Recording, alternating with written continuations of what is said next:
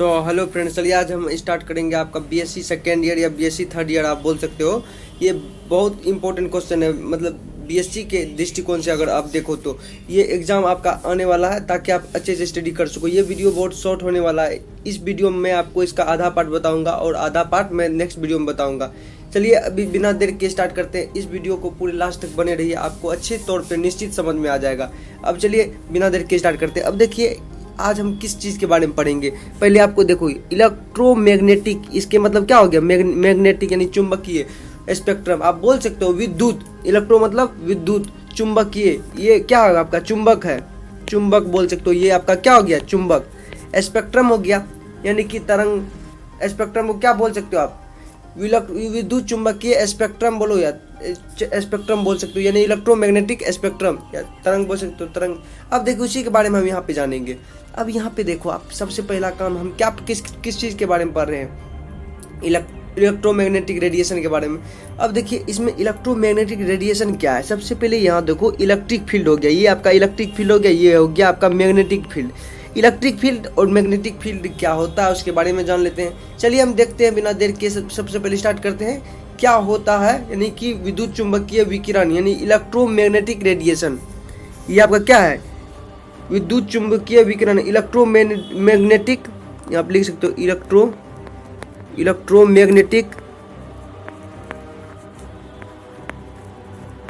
Electromagnetic radiation,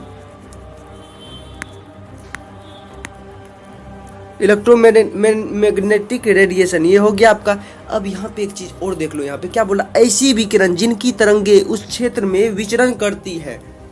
कोई तरंग है, अब मैं आगे अभी बताऊंगा कोई तरंग क्या होता है। ऐसी विकिरण जिनकी तरंगे उस क्षेत्र में विचरण करती है जिसमें विद्युत क्षेत्र तथा चुंबकीय क्षेत्र परस्पर लंबवत होती है। यहाँ पे देखो विद्युत क्षेत्र, ये आपका क्या हो गया विद्युत क्षेत्र, इलेक्ट्रिक फील्ड को विद्युत क्षेत्र बोल सकते हो, मैग्नेटिक फील्ड यानी कि और चुंबकीय क्षेत्र एक दूसरे के लंबवत है, वही बताया जा रहा है यहाँ पे। ऐसी विकिरण यानी ऐसा मतलब रेडिएशन जिनकी तरंगे उस क्षेत्र में, उस फील्ड में विचरण करती है जिसमें विद्युत क्षेत्र तथा चुंबकीय क्षेत्र परस्पर लंबवत है, एक दूसरे का परस्पर लंबवत स्थिति में हो तो विद्युत चुंबकीय विकिरण कहलाते हैं। क्या कहलाते हैं, विद्युत चुंबकीय विकिरण कहलाते हैं। यही हो गया विद्युत चुंबकीय विकिरण। आप इसको, अगर इसका ये हेडिंग हो गया विद्युत चुंबकीय विकिरण किसे कहते हैं, अगर एग्जाम में इस तरह का क्वेश्चन पूछा जाए तो आप ये लिख सकते हो। अगर हिंदी मीडियम को हो तो आप ये डेफिनेशन लिख देना, अगर इंग्लिश मीडियम में हो तो आप ये लिख देना। अब देखिए आगे यहाँ पे देखो, आप लिख सकते हो such radiation whose waves travel in a area in which the electric field and the magnetic field are in mutually perpendicular position the cause electromagnetic radiation. ये आप नोट कर सकते हो। अब देखिए इतना तक तो आपको समझ में आ गया। अब आगे देख लेते हैं। अब यहाँ पे देख लो ये सन है, मैं आपको एक मस्ट चीज बताने वाला हूँ, dual nature of electron. Electron की मतलब द्विध प्रकृति हिंदी में बोल सकते हो। इलेक्ट्रॉन जो है, आपको इलेक्ट्रॉन को इसे डिनोटेड कर दिए, इलेक्ट्रॉन का द्विध प्रकृति यानी कि आप बोल सकते हो डुअल, यहाँ पे आप लिख दो डुअल नेचर ऑफ इलेक्ट्रॉन, आप लिख सकते हो सुन के। ये हो गया आपका डुअल नेचर ऑफ इलेक्ट्रॉन। यहाँ पे एक मस्त चीज आप देख सकते हो इस प्रकार से कि देखिए डुअल नेचर इलेक्ट्रॉन, इलेक्ट्रॉन का दोहरी प्रकृति यानी कि इलेक्ट्रॉन का दो नेचर होता है। इसको आप अगर अपनी भाषा में बोल सकते हो तो ये इलेक्ट्रॉन कौन सा चीज होगी। अब यहाँ पे देखो हम किसके बारे में पढ़ रहे हैं, इलेक्ट्रॉन के बारे में। Dual nature of electron, electron का दो नेचर यानी कि दो गुण उसका कैसे आएगा। यहाँ पे देख लो, सबसे पहले आप पहला नेचर देखो, यहाँ पे पहला नेचर क्या होगा इसमें, जिस किसी में बोल रहा है जिस किसी में द्रव्यमान हो, ऐसा चीज जिसमें द्रव्यमान हो वो क्या होता है, कण, उसे कण कहते हैं। देखो जिस किसी में द्रव्यमान हो उसे कण कहते हैं। पहला है पार्टिकल, कण बोलो या पार्टिकल बोल सकते हो आप। ये पार्टिकल के तरह इसका बिहेव करेगा, पार्टिकल, क्लियर। अब देखिए यहाँ पे दूसरा नेचर, ये इलेक्ट्रॉन का बोला, डुअल नेचर ऑफ इलेक्ट्रॉन। पहला नेचर ये हो गया आपका पार्टिकल की तरह बिहेव कर रहा है, और दूसरा नेचर किसके तरह बिहेव कर रहा है, तरंग की तरह कर रहा है। तो अब देखिए जिसमें तरंग दैर्घ्य होती है, पहले हम देखें जिस किसी में क्या होता है, द्रव्यमान होता है, ऐसा चीज जिसमें मास हो यानी भार हो, आप बोल सकते हो ऐसा, यानी इलेक्ट्रॉन का ऐसा नेचर होता है कि उसका दो नेचर होता है, इसे समझ लो। इलेक्ट्रॉन का ऐसा नेचर होता है, उसका दो नेचर होता है। पहला नेचर ये, वो पार्टिकल की तरह बिहेव करेगा। कब? तो कब करेगा? जब उसमें मास होगा। जिस किसी में मास होगा तो वो पार्टिकल की तरह काम करेगा। यानी कि पहला नेचर हो गया इलेक्ट्रॉन का। दूसरा नेचर, जिसमें तरंगदैर्घ्य होगा, जिसमें तरंगदैर्घ्य होती है उसे हम क्या बोलते हैं? तरंगदैर्घ्य कहते हैं। दूसरा नेचर यहाँ पे दिखा देता हूँ, कलर इसमें चेंज कर देता हूँ ताकि आपको समझ में आए। जिस किसी में, यहाँ पे लिख सकते हो, जिस किसी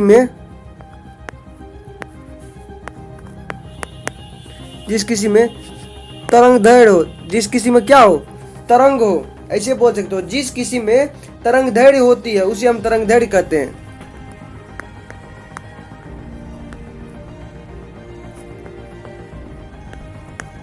तरंगदैर्घ्य कहते हैं। क्लियर? अब देखो यहाँ पे थोड़ा सा सजा के लिख दिया हूँ, अब लिख सकते हो तरंगदैर्घ्य। ये हो गया दो नेचर। पहला नेचर ये हो गया, जिस किसी में द्रव्यमान हो, यानी जिसमें द्रव्यमान हो जाएगा। हम जानते हैं इलेक्ट्रॉन का द्रव्यमान कितना होता है? इलेक्ट्रॉन का द्रव्यमान हो जाएगा आपका 9 × 10⁻9। 9 × 10⁻9 इसका इलेक्ट्रॉन का द्रव्यमान हो जाएगा। अब देखिए इलेक्ट्रॉन क्या करता है। अब देखिए क्या कहा साइंटिस्टों ने, वैज्ञानिकों ने कहा कि जब इलेक्ट्रॉन, यानी इलेक्ट्रॉन तो हम जानते थे, मतलब इलेक्ट्रॉन का दो नेचर होता है। पहला पार्टिकल नेचर। अब यही पार्टिकल देखिए, जब ये पार्टिकल गति करता है, ये गति करता है तो पीछे क्या छोड़ता है? तरंग छोड़ता है। तरंग के तरह गति कर रहा है। यानी कि आप देखो ये पार्टिकल है, पार्टिकल यहाँ पे देखो, अब यहाँ पे दिखाता हूँ तो ये पार्टिकल है। क्लियर? अब ये पार्टिकल गति कर रहा है तो पीछे क्या छोड़ रहा है? तरंग छोड़ रहा है। तो हम बोल सकते हैं यही पार्टी हम क्या देखे थे कि इलेक्ट्रॉन का पहला नेचर में जिसमें मास होगा उसको क्या बोलेंगे? उसको बोलेंगे मतलब वो पार्टिकल होगा पहला नेचर में। अब वही पार्टिकल जब गति कर रहा है, यानी कि आप वो गति जब करेगा पार्टिकल तो वो अपने पीछे तरंगदैर्घ्य को छोड़ता है। इतना तक तो आपको पता है क्या? और इलेक्ट्रॉन का कितना भार होता है? द्रव्यमान। एक इलेक्ट्रॉन में द्रव्यमान कितना होता है? 9 × 10⁻9 हो जाएगा।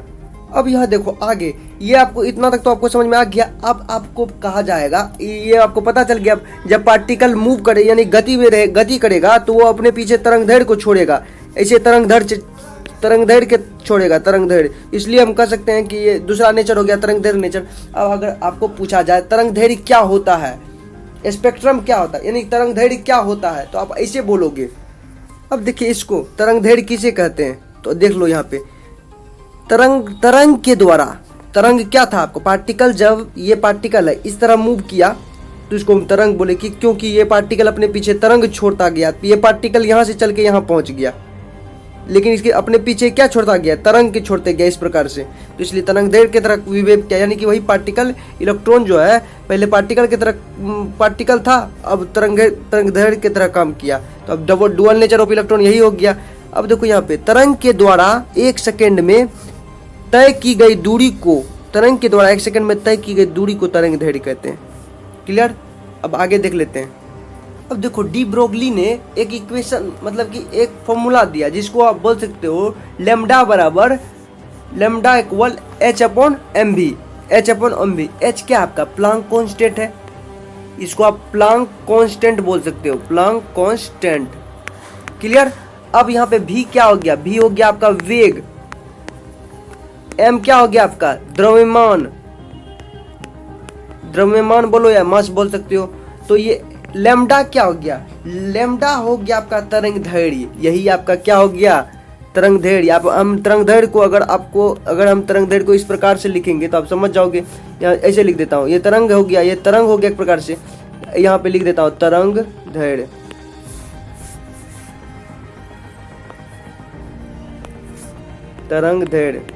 सॉरी लेट होने के लिए। अब देखिए तरंगदैर्घ्य हो गया, ये आप नोट कर लो।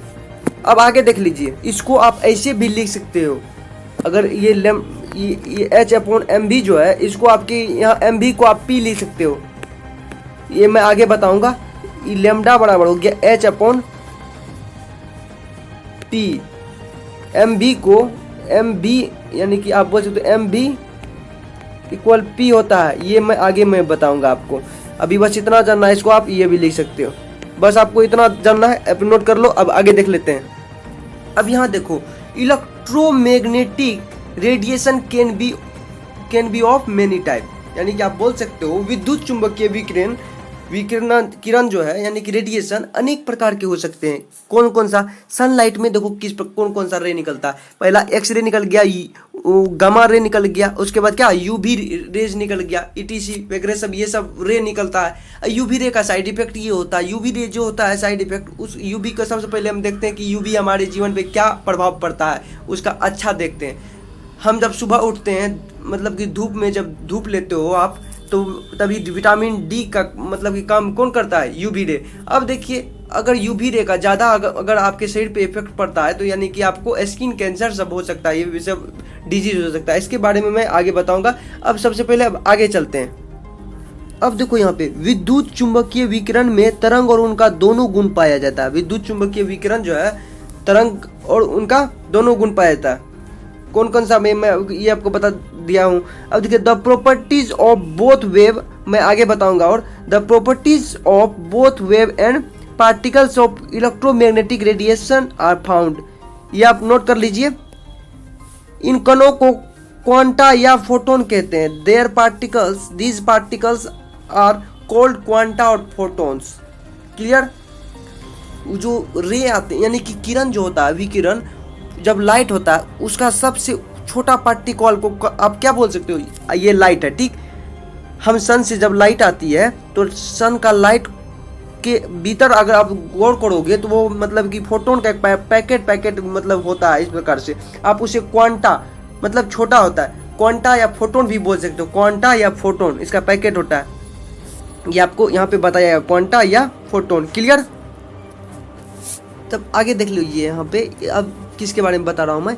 मैटर के मॉलिक्यूल एवं विद्युत चुंबकीय विकिरण। मैटर के मॉलिक्यूल एवं विद्युत चुंबकीय विकिरण क्या होते हैं उसके बारे में बता रहा हूँ। अंतःक्रिया से रिकॉर्डिंग प्राप्त होता है जिसे इलेक्ट्रोमैग्नेटिक स्पेक्ट्रम कहा जाता है। जिसे क्या कहा जाता है? इलेक्ट्रोमैग्नेटिक स्पेक्ट्रम कहा जाता है। अब देखिए यहाँ पे, सपोज मन में सोचिए कि लाइट की किरणें आई या रेडिएशन इस प्रकार से इधर से आई। सपोज मन में सोच लो कि रेडिएशन, यहाँ पे अब मन वैसे बताने के लिए समझा रहा हूँ बस। 10 रेडिएशन की पार्टिकल आए, ठीक। अब देखो इसके अंदर सब्सटेंस रखा हुआ है इस ट्यूब के अंदर। ये ट्यूब के अंदर जब ये लाइट गया अंदर यानी 10 हो गया तो इसके मॉलिक्यूल क्या करेगा? उसको ऑब्जॉर्व कर लेगा और बचा जो कुछ बच जाएगा मतलब कि पार्टिकल इसका ये यहाँ पे निकल गया। सपोज मन में सोचो 10 हो गया तो यहाँ 3 बाहर निकल गया, लेकिन 3 बाहर नहीं निकला, उसे गिना नहीं गया है। लेकिन मैं आपको बताने के लिए बस बता रहा हूँ, बस ऐसे समझ लो कि उसका वो इसके थ्रू किस में जाता है? डिटेक्टर में। 10 गया मान के चलो और निकला 3 और 3 किस में गया? डिटेक्टर में। डिटेक्टर के थ्रू किस में गया? रिकॉर्डर में गया। उसी के बारे में यहाँ बता रहा है। मैटर यानी पदार्थ के मॉलिक्यूल्स एवं विद्युत चुंबकीय विकिरण की अंतःक्रिया से एक रिकॉर्डिंग प्राप्त होता है। एक रिकॉर्डिंग प्राप्त होती है जिसे इलेक्ट्रोमैग्नेटिक स्पेक्ट्रम कहा जाता है। जिसे इलेक्ट्रोमैग्नेटिक स्पेक्ट्रम कहा जाता है, यानी कि the interaction of matter molecules and electromagnetic radiation gives a recording called the electromagnetic spectrum. Clear? अब देखिए इसमें क्या कर रहा है? आणविक स्पेक्ट्रम को प्राप्त करने की विधि के आधार पर बोल रहा है, आणविक इसके इंटरनल इसके अंदर बोल रहा है, आणविक स्पेक्ट्रम को प्राप्त करने की विधि के आधार पर इनको मुख्यतः 2 प्रकार में वर्गीकृत किया गया है। ये आणविक समझ सकते हो, इंटरनल इसके अंदर हो रहा है, वो मैं आगे बताऊंगा, बस आपको ये जानना है। उसके आधार पर 2 प्रकार में वर्गीकृत किया जाता है। On the basis of the method of obtaining the molecular spectrum they are mainly classified into 2 types. यानी कि पहला कौन है? 2 टाइप में। पहला इमिशन स्पेक्ट्रा। इमिशन स्पेक्ट्रा को आप क्या बोल सकते हो? उत्सर्जन स्पेक्ट्रम बोल सकते हो। उत्सर्जन स्पेक्ट्रम बोल सकते हो। उसी तरह अब्जॉर्प्शन स्पेक्ट्रा, इसको आप क्या बोलोगे? इसको आप अवशोषण स्पेक्ट्रा बोलोगे। इसमें अवशोषण होगा, इमिशन और स्पेक्ट्रम। चलिए इतना तक तो आपको समझ में आ गया। ये 2 हो गया। अब ये 2 को मैं कल बताऊंगा। इतना तक तो आप नोट कर लीजिए। अगर ये वीडियो आपको अच्छा लगा तो लाइक करें, सब्सक्राइब करें, ताकि अगली वीडियो का नोटिफिकेशन आपके मोबाइल में जल्द से जल्द आए। ये आपको बीएससी फर्स्ट सेकेंड ईयर और थर्ड ईयर के लिए बहुत इंपॉर्टेंट क्वेश्चन है। आप अच्छे से नोट डाउन कर लो, अच्छे से तैयारी करो। थैंक यू, धन्यवाद। फिर मिलेंगे नेक्स्ट वीडियो में।